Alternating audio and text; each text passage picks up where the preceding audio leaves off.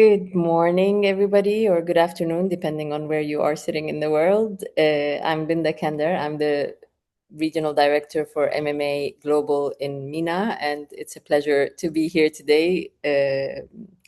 I will be introducing MMA very quickly, and then I'll be introducing my panelists, and then we will kick off today's meeting. So, MMA is a nonprofit association, industry association. So it's known for the Marketing and Media Alliance. And we are completely founded to make sure that CMOs have the right information to do their jobs as best as they can, especially with the technology disrupting the industry every 5 minutes. And right now, with AI, it is literally every minute we are being disrupted, and expectations change, and the industry's face is so change. It's in constant change. So we make sure that we stay ahead of that curve, make sure that the marketing industry is well informed and ready for the changes that are happening. Today's session is brought to you by Dentsu. So thank you, Dentsu, for making it happen today. And the clarity sessions in general are basically to make sure that we are well informed, especially in times of change, like what we witnessed in the Middle East in the past 6 months, and before that, where we see like major changes happening, but also the daily changes and how again, the technology is affecting our jobs on the daily. So today's session is going to be about where should the marketing money go. Okay. And joining me today is Sally Adib, the Associate Director from Dentsu KSA. Welcome, Sally. Thank Uh, you, it- Linda. Thank you. Ilare Bompane, CMO Growth Brand and CX from Where That. Hello, Welcome, Ilare. everyone. And we have Ahad Hamza Nihal, Marketing and Commercial Director at Al Uthaim Entertainment from KSA. So, welcome to my panelists. It's a pleasure being here today with everybody. And we're going to be talking about where should the money go now, rethinking media, spend, and impact. Marketing investment is under great scrutiny, I think, more than ever, and every decision carries greater weight because we are more informed with data. The expectations are rising in terms of return on investment at every level, at every decision, at every penny spent. So today we're going to be talking to different sides of the industry to hear how agencies are being affected by this kind of environment, as well as brands. And in Ihad's case, we have a company that is a holding, so it's more than one brand being affected in different verticals. So I'm going to start off our panel today with a generic question that I would like to give out to all my panelists. And the question is, marketing budgets are under pressure everywhere. What's changed most in how investment decisions are being made compared to 2 or 3 years ago? And we'll kick off with Ilaria. Sure. Thank you, Linda, for the question. I think, as you said, marketers nowadays are expected to deliver results and ROI every day, and that is the biggest change that I've seen in the past 3 years. I think 3 years ago we used to look at performance marketing, performance and campaigns performance, perhaps every month or even in certain cases every quarter. But now we're looking at not even weekly; we're looking at daily basis. And I think another big change that I witnessed is that in the past we used to look at metrics like top of mind awareness, but now we don't look at those metrics anymore. We are more and more questioning about the accountability and the result on the revenue, on the sales, on the conversion. So what I've seen, especially with everything going on in the region and the conflict, is that given the pressure that we are experiencing, marketers are even more and more questioning about how every single campaign is bringing dirhams and revenue the day after.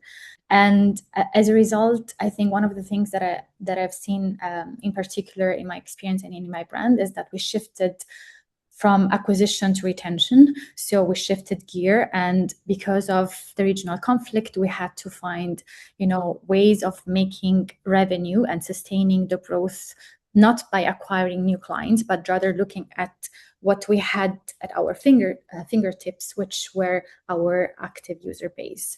And I think that in hindsight was a good reflection, because I think that we should have done this much more in depth in the past, but we only got to do it because we had to do it because of the situation.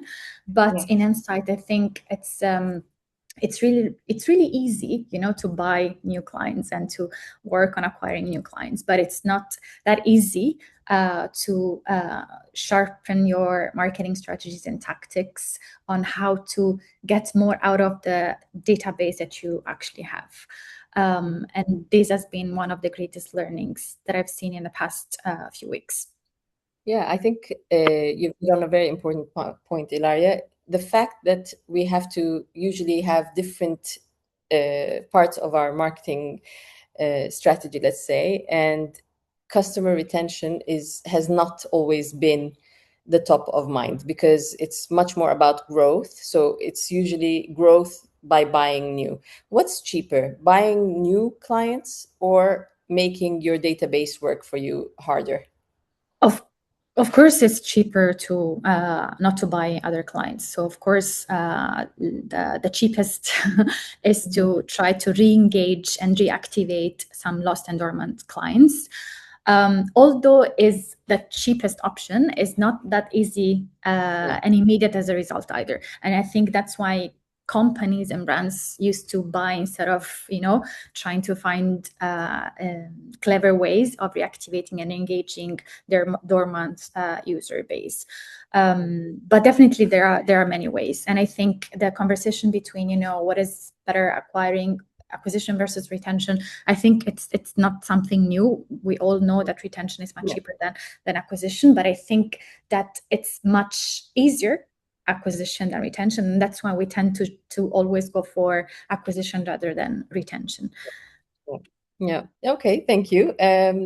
Sally, how about from a agency point of view? Uh, the budgets are under scrutiny, and they're under pressure, and you have to prove to your clients on the daily, on the hourly, as Ilaria just told us. It's not even weekly anymore that you have to prove that your campaign is working. How do you deal with that on an agency level? So from our end, it's a different type of analysis. As you know, like we have some restrictions and limitations. So we try our best to make sure that we are being efficient in terms of media. So the shift is happening from branding and awareness to more on conversion and return on investment. So clients' concern now is they want acquisitions, they want leads, they want action. So it's shifting from generic awareness and making sure that we are educating our users to actually taking action immediately, which is sometimes not correct, because at the end of the day, you need to educate the audience, you need to educate users and make sure that they know what's the brand, they know what's the product, and that the ad resonates in their head, after which we can convert them. So this is what we're facing with a lot of clients. They want immediate action. It does get results. However, it's not measurable results and not guaranteed results that can be retained, because sometimes it's just like an instant, purchase or action that's taken based on the users or audience's preference at the moment. However, building an overall full funnel strategy would definitely generate better results for our clients. Now, due to the budget constraints that are happening, sometimes we're stuck by having a very small budget on awareness, which is better than nothing, but still not as efficient as having like a full-fledged marketing approach. Um, so yeah, we're trying our best to like make our clients happy, and of course It's always a mutual work. So whenever we give them our results, our KPIs, metrics, and so on, we make sure that we take this information from the client and implement it across our channel mix and recommendation, and make sure that we are on the right track. So you have a problem with sustainable growth rather than, yes, you can spike it for them on the day so that you can show some kind of return on investment immediately, but that's not sustainable long term, and that's where Yes. most brands lose faith a little bit in the process. Okay, so let's take this question to Ahad. You're dealing with multiple companies, multiple verticals, let's say, and I'm sure you have to have 10 hats on during the day, on and off. And it would be really interesting to see from your point of view, like when the budget is so under pressure, what changed most in the way you invest your marketing pennies? I think a great question and great insights from the other panelists as well. So obviously, we've seen the pressure on the marketing spend, and as with the geopolitical situation this year, I think that kind of offset the previous 3 years as well. And it's interesting now because CEOs, I mean, more and more CFOs are taking the questions now, or asking questions more than the CEOs usually used to do as well, because it was just between you and the CEO, and that's it. But now the CFO is very, very interested in as well. So they don't care about acquisition, they don't care about recruitment, they don't care about all of that. They're like, well, if I put one marketing dollar, what is bringing me? And the argument now that awareness is required because your competition is spending, or because you don't want to be falling behind, or you want to create awareness of new concepts, like Sally was mentioning. Awareness has taken the biggest hit, I think. And that's, I think, up to the marketeer to kind of fight. I mean, even the CMOs, not just in the region but worldwide, have the least amount of let's say Tenure foothold years. and tenure as well within the C-suite. So it's something, I think, and I'm very happy to have this conversation today, because we need to claim back that power, and we need to fight for the brand. And there are CEOs who listen and who understand the value of a brand. And you don't have to get super technical with it, because I think we're getting a little bit back to the basics, like Larry, you mentioned, and I started my career in market research. The power of a brand, and it's not just by subscribing to branding power indexes and all that, because your power of a brand is why the customer comes back to you. And as you were discussing that, it's 3 times more expensive to recruit a new customer than to keep the current one. But then at the end of the day, what are we doing with the data sets that we have? And then this is a conversation that keeps popping up, because am I if I'm doing offers and I'm just speaking to the current client base, I'm not recruiting any. So there has to be a different approach, I think. And as marketers, we need to really clarify and communicate that.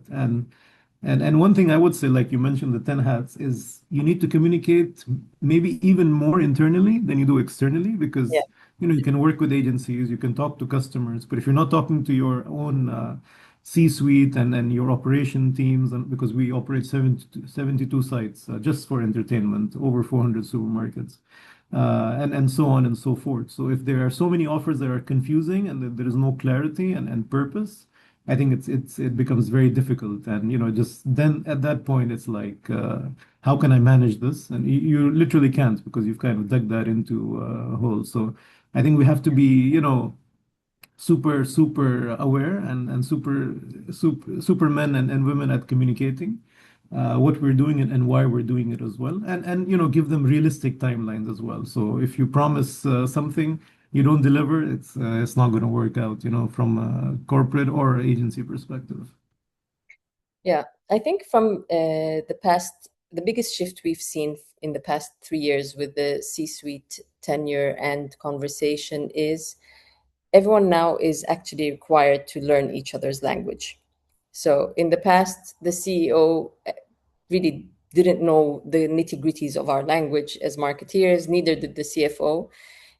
And we didn't really know what the CFO was talking about. And yeah, of course, we all know ROI and the basic ones, but the reality is there are so many new terms now in marketing that we have to keep educating the C-suite, so that when we're talking to the CFO, when we say, acquisition matters, he needs to know that that is a long-term customer rather than today an immediate return on investment. So staying with Ahad, what metrics or business outcomes are most influential in determining where investment goes?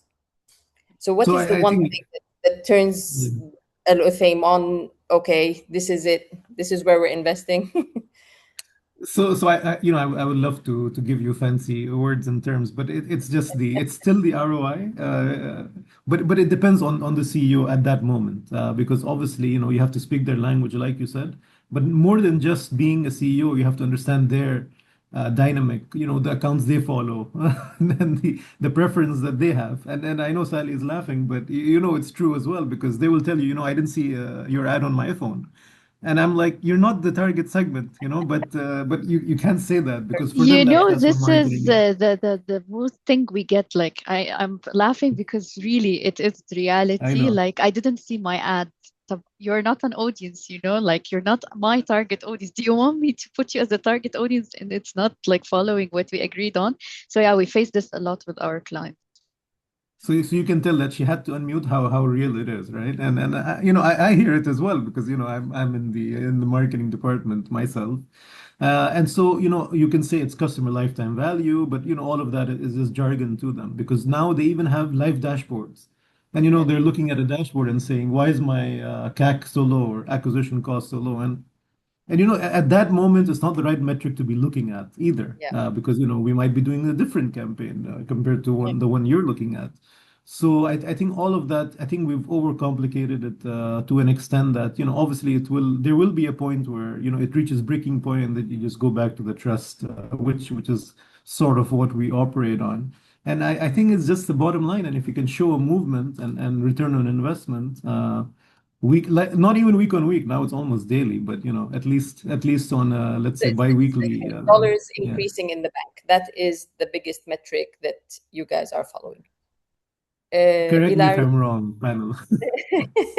Ilaria, is it the same for you? And I want to take that question a little bit further, because you talked about brand awareness. Like, how do you make that decision? Okay, yes, I need more dollars in the bank today because I need to be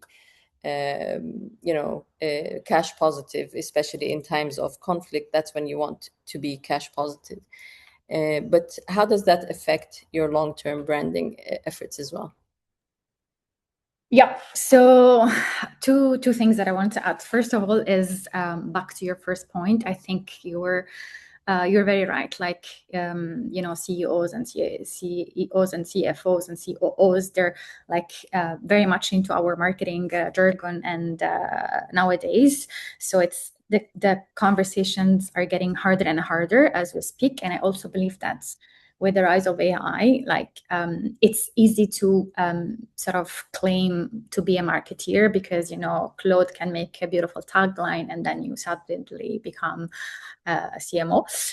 So there are multiple layers, of accountability and claiming back certain rights, as Ahad and Sally were talking about. So when it comes to having those sort of conversations, what I try to do is claim back the accountability and the decision making back to the marketing department. So what I believe is that when it comes to decisions like which channels should I be using in the channel mix, this is entirely a marketing decision, and we should not go into the rabbit hole of attribution modeling, etc., because if you go down this rabbit hole, it's always easy to cut the awareness and the brand building. And yes, it's great for the short-term results and the impact on the ROI and the impact on today and to tomorrow's revenue, but this is something that then the brand will pay in the long run. So what I try to do instead is to understand what is the revenue impact that this campaign or this set of campaigns should deliver. And then it's up to the marketing team to deliver that ROI. So if the ask is, okay, we have to get, I don't know, 400, then I need 100 because the ROI is, is this much. And then it's up to the marketing team to design what's best to get to the 400 as a team goal, which are the channels that we should be using, how much we should spend in acquisition versus retention, how much we should spend in brand building versus, customer value out of the current base. So yeah, in a nutshell, I think it's really important to be clear on where the accountability sits and where the decision making sits. And I think we should, as a marketing team, we should be totally accountable for the business impact. So at the end of the day, we should be measured against whether or not we did deliver on the ROI that we were meant to deliver. I love that. It's such a good point to raise. I mean, when we go into an accounting meeting and they tell us this is our profit versus our loss, we do not know which channel they used or which product they used, but we are always trying to justify our choices as marketeers by saying, with this channel, I'm doing this, with it. But it's irrelevant, as you said, because at the end of the day, what you are using as a marketeer is your job to know and go ahead with versus what you need to share with the rest of the C-suite to actually make them understand what you're doing. Okay. Sally, from an agency perspective, where are you seeing clients increase investments today? Oh, thank you for changing the question because I believe like that question was directed to a client side more. Yes, absolutely. Yeah. So from my end, I'll be very honest with you. Previously, clients did not have the digital education that they have today. So previously, we had more presence across offline mediums such as out-of-home placements, which are very impactful for awareness, TV, radio, and so on. Now we have alternatives for everything. We have out-of-home programmatic, which can be measured, monitored, where you can do as well geo-targeting and specific locations based on the audiences that you're looking for. Instead of TV, we have connected TV, which is digital, which is effective in front of you, wherever you want to open your screen without imposing on you to follow or watch a specific channel. And lastly, of course, digital. So yes, a lot of users are shifting from the offline and traditional mediums to digital because you can measure them. They're accessible. With a click of a button, you can change the creative, you can change the audience, the targeting, you can pause the campaign, you can resume the campaign without, facing challenges and complexities in terms of like the operational side of the traditional media. Also, everyone is on digital, everyone is on social channels. So it's easier, it's present, it's, it drives more awareness, more revenue, more ROI, more value to our clients. So yeah, there's a big shift from like the traditional media to digital these days. And digital in specific is expanding, like it's not confined within a specific direction now, because within digital you have multiple aspects to tap into and be always aware of to educate your clients and propose to your clients. Okay, so a very simple question to follow that one up is, in the past you used to plan, send it to the client, they sign it off and give it back to you. So was it easier from that point of view than it is now, or is the technology being at your fingertips allowing you to do more, so it's easier long term? So yes, it was easier before, but we did not have enough resources and tools to help. It was basic, generic. Yeah. Okay. Fair enough. Okay, perfect. So taking it back to Ahad, and we're going to talk about media effectiveness and channel decisions now a little bit. So as e-commerce becomes increasingly important, how do you decide the right balance between investing in own channels versus paid media, especially with your data and network?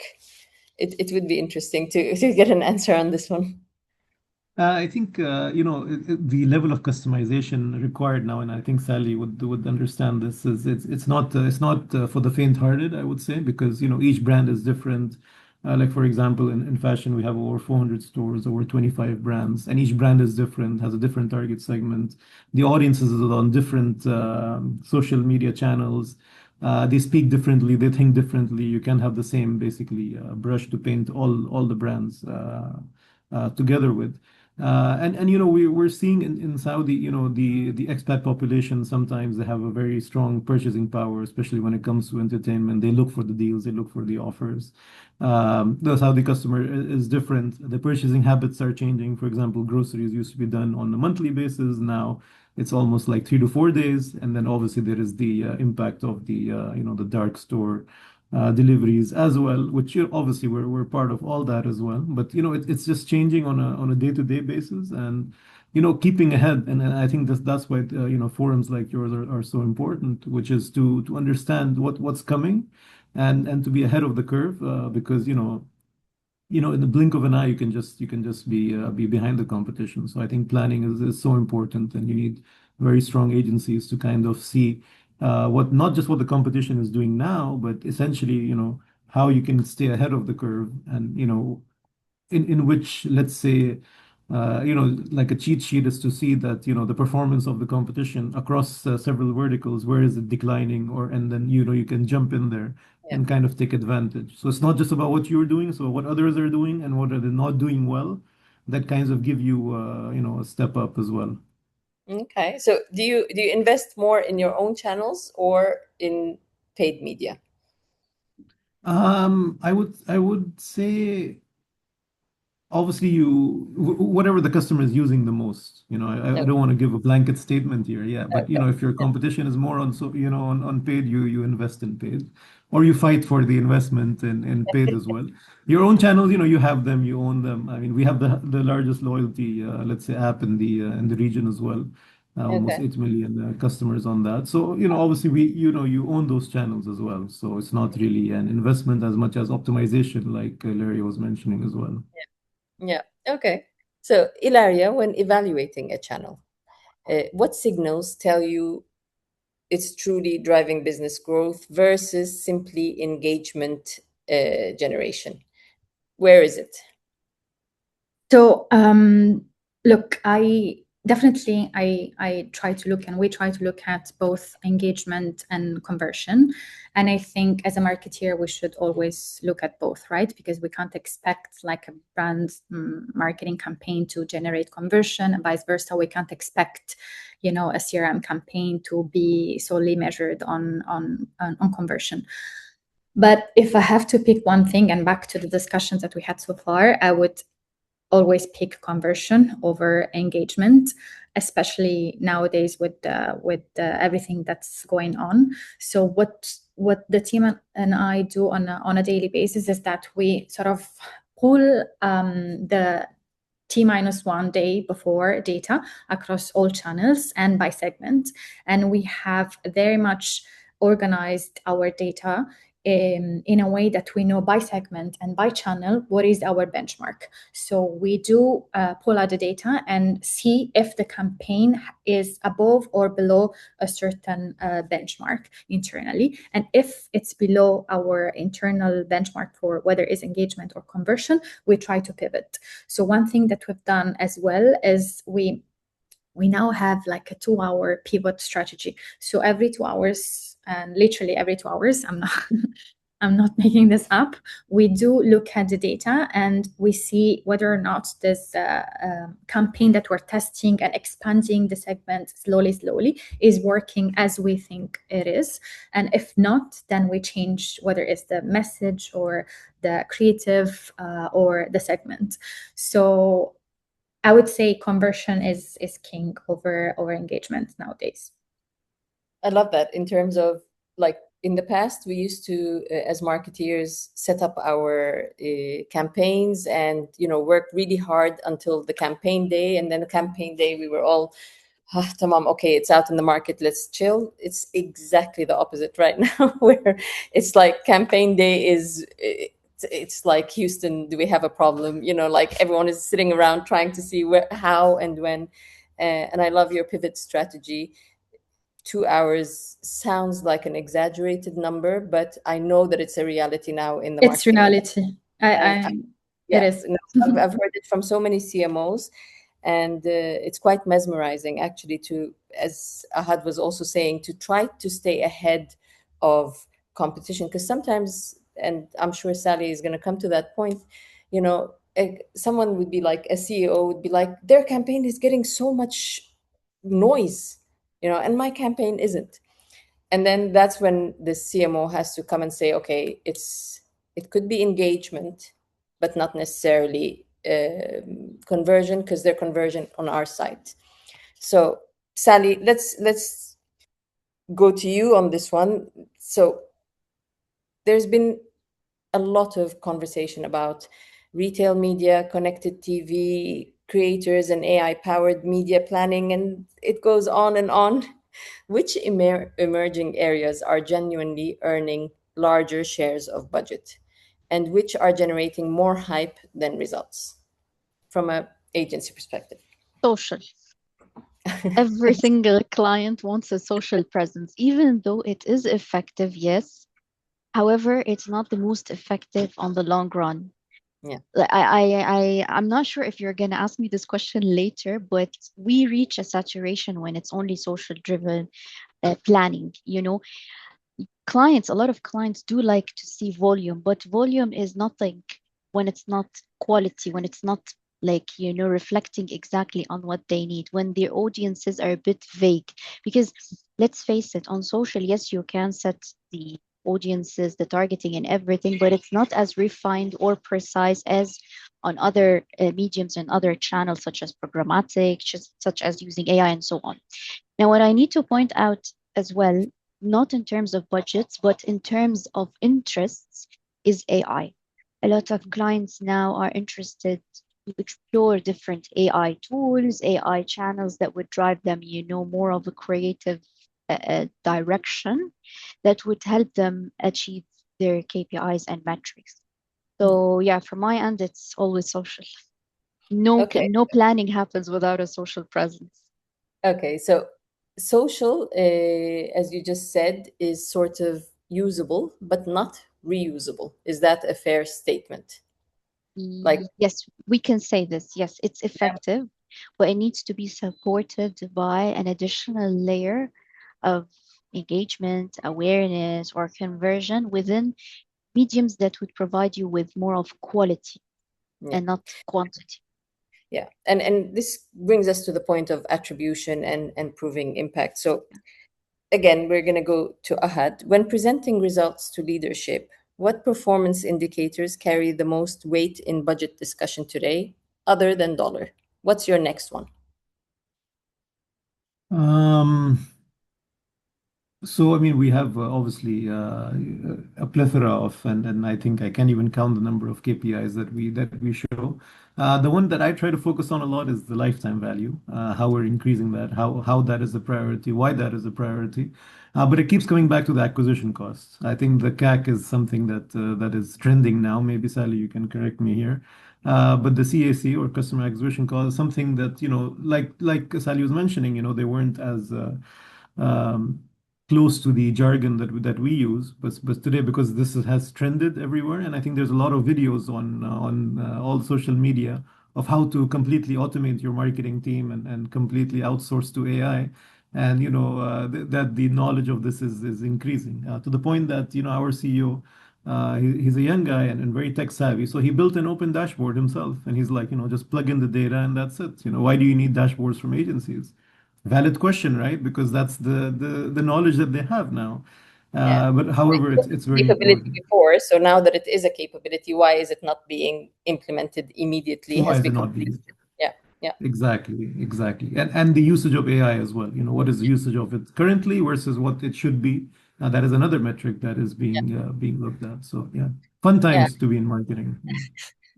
It is. I think it's fun times, but at the same time, it has become a little bit more complicated. So as measurement has become more complicated, not less, How are we proving effectiveness internally when customer journeys span multiple touch points? Ilaria, if you can take us through that. Yeah, sure. I think we touched on this slightly before. I think that's because the customer journey, as you said, it's very complex at the moment. So you start, I don't know, on your social media, and then, I don't know, you receive a WhatsApp message, and then you drive through Sheikh Zayed, then you see a billboard, and then, I don't know, a friend of yours will talk about or refer a certain brand or company. So we never know what was the actual channel that made the difference. And although the attribution modeling is becoming more and more sophisticated nowadays. So technically, yes, it's easier now, but I think it's less relevant nowadays to look at attribution model, because all the different channels somehow, compounded and contributed to the result. So I think, again, I would never look at a single channel, but I would always look at the campaign and the performance of the campaign. And when it comes to effective measurement, one thing that I mean, in the company that I'm currently working, where that when in a hyper growth stage, it's a scale up. So we always look at LTV, as Ahad was mentioning, and CAC, and we look at LTV CAC ratio, right? Because what's our C-suite is interested into knowing, and the board is interested into knowing, is, okay, guys, I gave you one. How much money am I getting out of the $1 that I gave you, and how fast is the $1 coming back to me? So what we always look at is this LTV CAC ratio. So if it's below 1, it means that you're destroying value, basically. If it's 3, you're doing a great job. If it's 5, it means that perhaps you are under investing, and perhaps the next conversation that you have with your CFO, board, or CEO is that you can ask for more money. So yeah, in a nutshell, this is what we look at. Okay, so you invest 1 and you get 5, and that means you're under investing. But how do you take it the next time conversation when you say, okay, 1 brought me 5? Would it be 2 brought me 10, or would it be exponential growth on that point? Yeah, yes. So it's always looking at this, and in what we look at is in 1 year, how much will it come back, right? Because I think what the board meeting is interested into knowing as well is the time frame of the investment, as well as you said. What is the compounding effect? Because it's going to be exponential if I get to a certain growth. Yeah. Okay. So Sally, from your point of view now, are brands becoming, we just heard Ahad's CEO is creating his own dashboards, and they are becoming more sophisticated in measuring incrementality and business impact.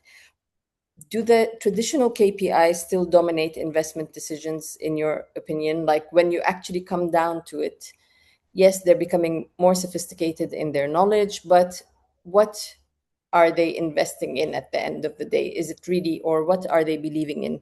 Is it the KPI or the technology behind it? No, it's of course the technology behind it and not the KPI. For them, the KPI is good. It's an indication that yes, we're doing well from a media standpoint. However, at the end of the day, it's bigger than that. There are multiple aspects that will play a role in driving their business goal and objective. Traditional KPIs were before,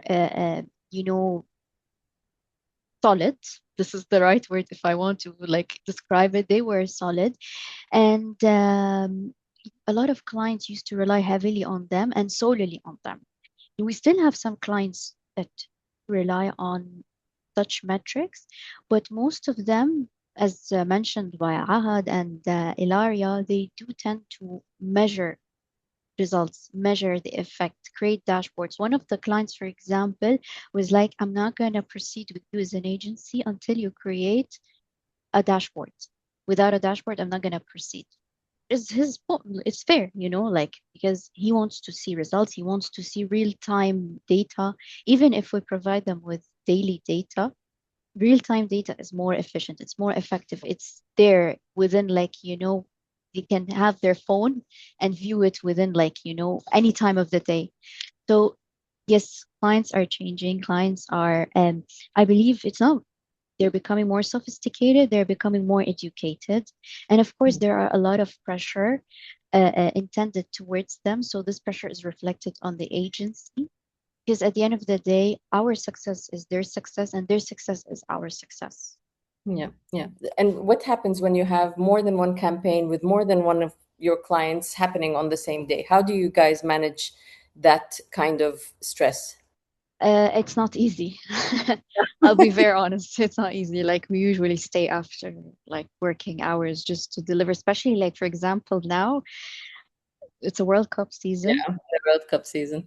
Yeah. Yesterday was the national game. So we had a lot of pressure like happening between yesterday and today. That's why, for example, I wasn't able to catch the first part of the call.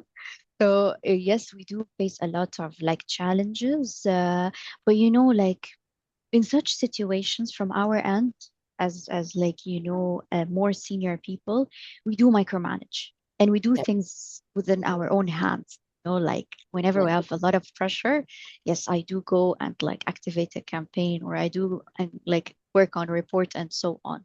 So you know, It's important for us to highlight also the agency's point of view always. That's why whenever I have a couple of CMOs on the channel on the panel, I make sure that we have an agency there to actually show us the behind the scenes sort of, because yes, as you say, the pressure is really on the CMO, but the person that needs to deliver on the day is that account director sitting in the agency and making sure that all of their combined decisions are resulting in what is going to be the success factor of that campaign.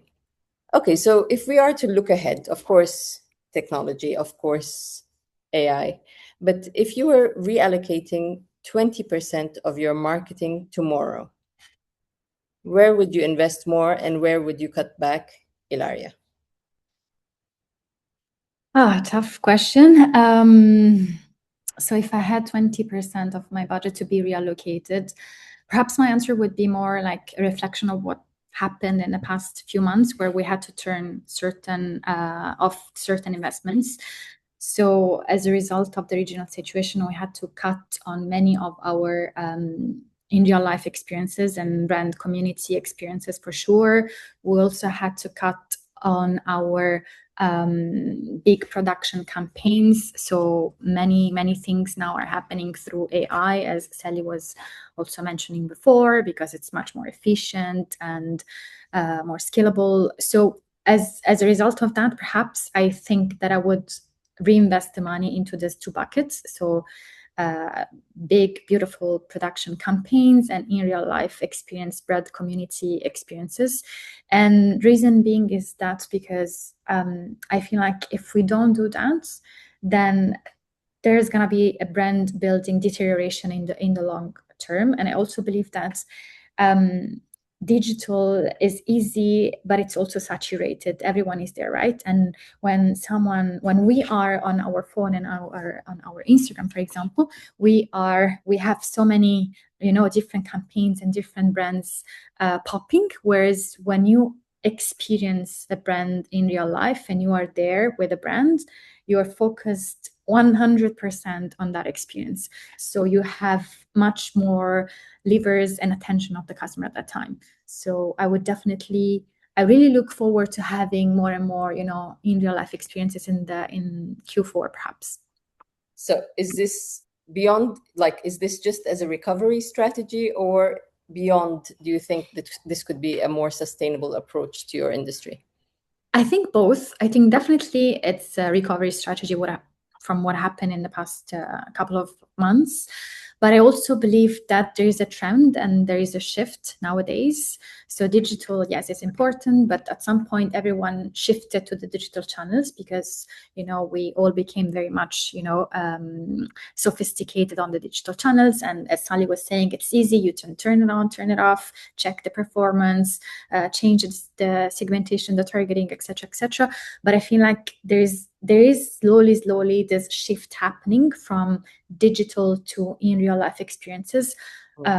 because of the fact that digital is crowded and saturated, and especially in peak moments, like if you think of Ramadan, or if you think of, I don't know, back to school, if you think of those big moments, they're super very saturated in the digital space. Yeah.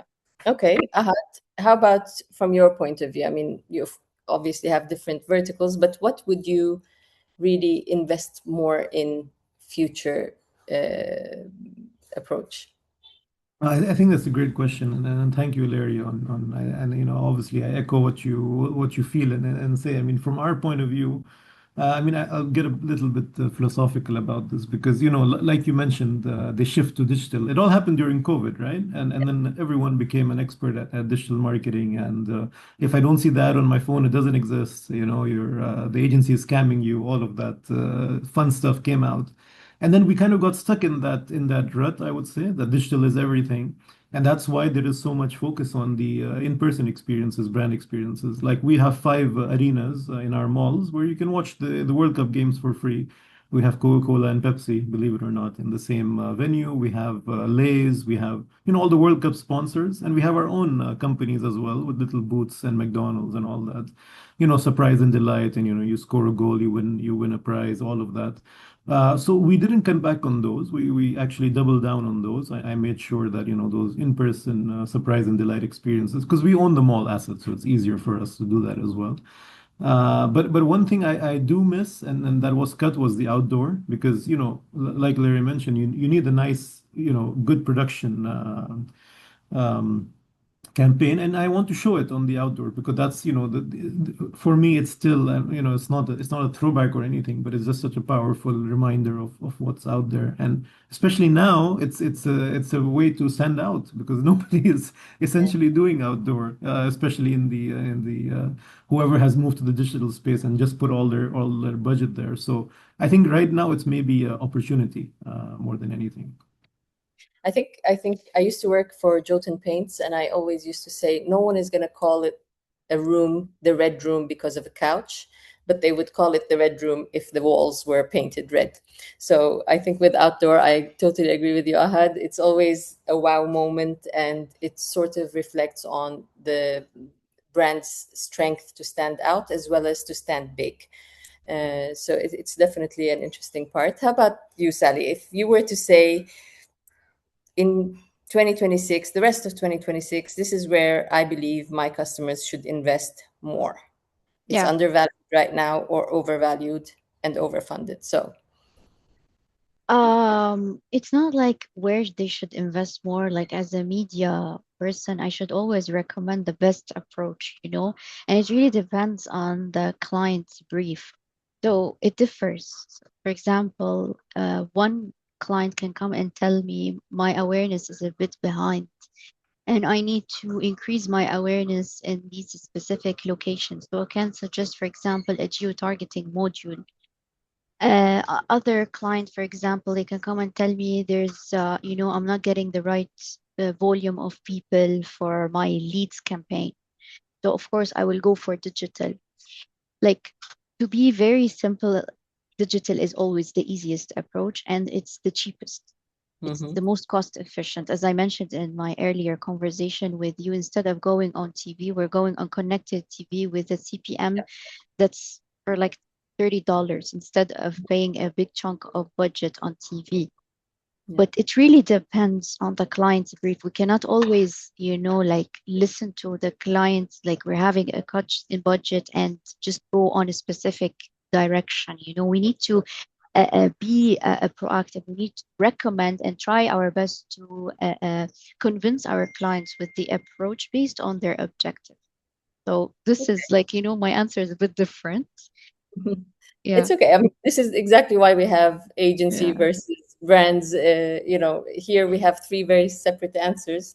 I'm going to try to combine you all and ask you, what do you think of influencer marketing? It is one of the largest segments of the industry right now. It's no longer a nice to have, it's a must in most campaigns. How do I mean, Ilaria, I would believe that that is a very important part of your industry. I'm not so sure about Ahad, but I'd like to throw it out there. Yeah. Yeah. So definitely it's, as you said, it's a very important part of our budget. It's a big chunk of our budget. And we actually we collaborated with a lot of influencers and fashion designers in the region.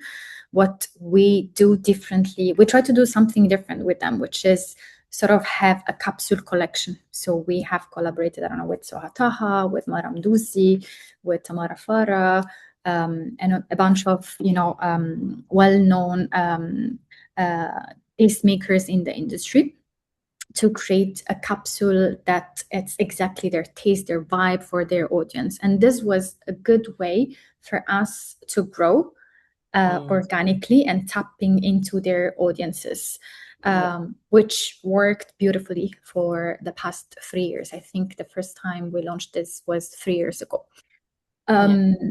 So definitely will keep being like a priority for our team, for our brand, and for our budget. But I've noticed that we sort of changed a bit the strategy as well, because we are slowly tapping into our brand ambassadors more and more when it comes to acquisition, as well as to be staying relevant and top of mind to our audience. We've seen that they are much more efficient. So in terms of cost-wise, it makes more sense, but also from an outcome perspective, I feel they are more genuine, and they're influential people inside their circles, and people trust them, not just because they have, I don't know, 1 million, 2 million followers.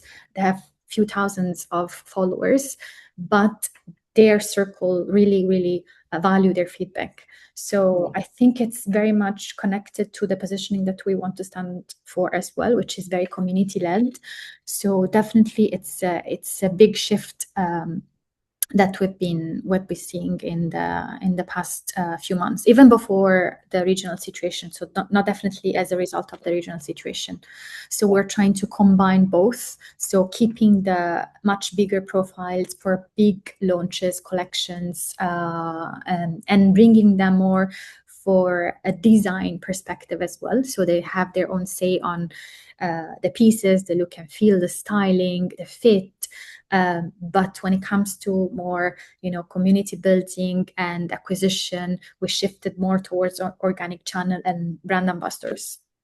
Yeah, I was there for the 1 billion follower summit in Dubai, and one of the biggest learnings I took away was hijacking audiences, that influencers audiences, if you know how to hijack them in a way that is relevant to their audience, you basically get such a captive audience at that point, and it always goes into purchasing. How about you, Ahad? How does because influencer marketing is one of the largest segments in the Middle East, especially in KSA, with more than 70% of the population being on social, making a lot of their purchasing decisions on social. How do you deal with influencer marketing as a channel? Yeah, I think it's an obsession almost of consumers, right? And obviously linking with the right brand personality for your brand is very important, because it's not like any publicity is good publicity. So you have to be very careful of that. So we've had a case where we had the influencer post that because we have the only snow park in Saudi Arabia, right? So we posted a free snow day, and essentially the mall was shut down, the roads were messed up, the traffic police gave us a violation because it caused like almost a riot. Oh my God. Yeah, but I didn't do it twice. I just did the once, but to test it out. And what it showed was obviously on the day not everyone could get in, but there was like a domino effect, which we're still actually reaping the benefit of 2 years later, believe it or not. So, it's very interesting. I think fashion-wise, I think it has the most impact from what we've seen. And, obviously, when you combine it with let's say a slice of outdoor, it really has a huge impact, because, we strategically look at universities with fashion design courses, all of that, collaborating with them as well. So I think that there's a lot of opportunity there as well. But I wouldn't say it's just blindly investing in the influencer marketing piece. It requires a lot of thought and detail, and the why has to make sense because customers now are very. I was looking at a campaign a couple of days ago, and one person commented on not our campaign, a very well-known brand, and they said, "Oh, this is made by AI," and they said, "Yeah," in Arabic, which means yuck. And so those are the kind of things you have to be very aware of. And obviously, what is the social listening team going to do? They're just going to be like, okay, we we didn't see that one coming. Because you think customers will appreciate AI or just working with any influencer, but they really don't. And I think that's why we have to be very careful of how we engage with. Yeah, I think now it's not whether you engage or not. Yes, we all engage with influencers, but how and when and making it relevant to our consumers is becoming the key in influencer marketing. Sally, how about from your point of view, like how difficult is it to deal with influencers on the behalf of brands?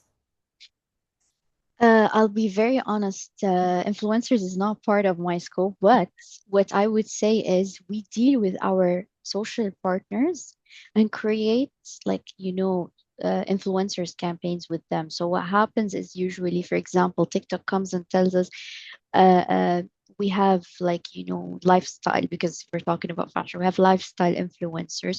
So we try our best to make sure that we create, with the help of TikTok, content that's relevant to our client, and that would actually drag the awareness or the engagement needed from the proposal.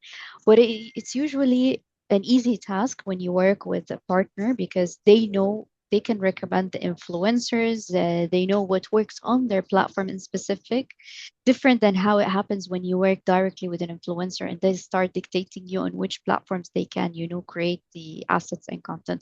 And I need to add as well that from a media perspective, having a human element or an influencer would definitely spike up and uplift the results when compared to a regular piece of content that's featured on the social asset and panels. Yeah, I think more and more relevance has become the story for marketeers today.